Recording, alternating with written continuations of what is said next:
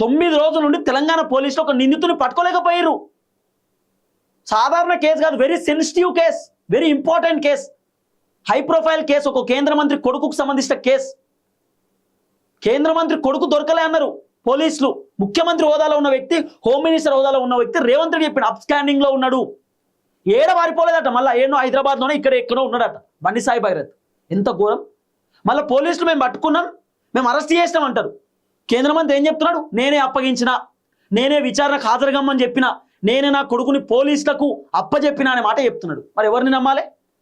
బండి సంజయ్ వాళ్ళ కొడుకుని స్వయంగా పోలీసులకు అప్పచెప్తే పోలీసులు ఫ్లాప్. పోలీసులు బండి సంజయ్ కొడుకుని కనుక అరెస్ట్ చేస్తే సూపర్, నిజంగా సూపర్. అలా లేట్ అయినా కూడా పోలీసులు ఖచ్చితంగా కేంద్ర మంత్రి కొడుకైనా సరే పట్టుకున్నారు. పోలీసులు విచారణ చేసిరు, జడ్జి ముందు హాజరుపరిచిరు. ఆ తర్వాత జడ్జి గారు 14 రోజుల పాటు రిమాండ్ విధించారు అని చెప్పి ఖచ్చితంగా ఒక మంచి పరిణామం అని చెప్పొచ్చు. నిందితుడు ఖచ్చితంగా శిక్ష పడాలి, ఎవరైనా సరే. ఎవరు తప్పు చేసినా, రేపటి రోజు నేనేమన్నా చిన్న తప్పు చేసినా పెద్ద తప్పు చేసినా నేనైనా సరే శిక్ష అనుభవించాల్సింది కదా, తప్పదు కదా, ఎవరికైనా అంతే కదా. కాబట్టి అసలు పోలీసులు 9 రోజుల పాటు ఏం చేశారు అనేది క్వశ్చన్ మార్క్.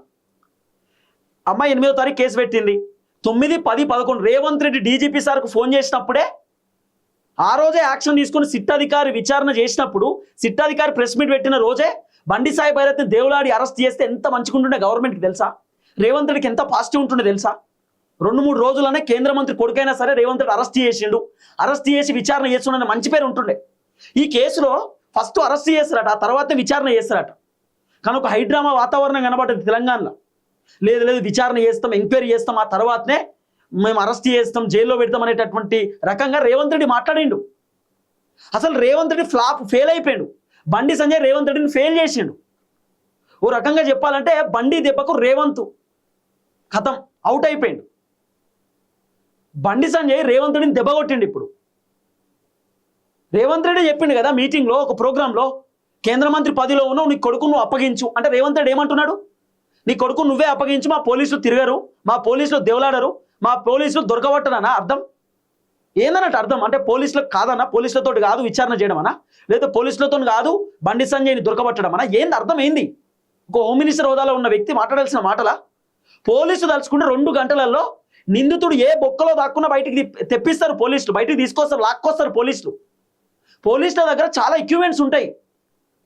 సిగ్నల్ తీస్తారు, సిడిఆర్ తీస్తారు, కాల్ డేటా తీస్తారు, వాళ్ళ దోస్తులను విచారణ చేస్తారు, వాళ్ళ ఫ్యామిలీ మెంబర్స్ని విచారణ చేస్తారు, ఎక్కడున్నారు ఏం కథ అనేది పోలీసులు దేవులాడగలుగుతారు. కానీ 8-9 రోజులైనా బండి సాయి భైరత్ దొరకలే. ఆఖరికి సాయి భైరత్ పోలీసులకు లొంగిపోయింది. ఏంది తెలంగాణ పరిస్థితి?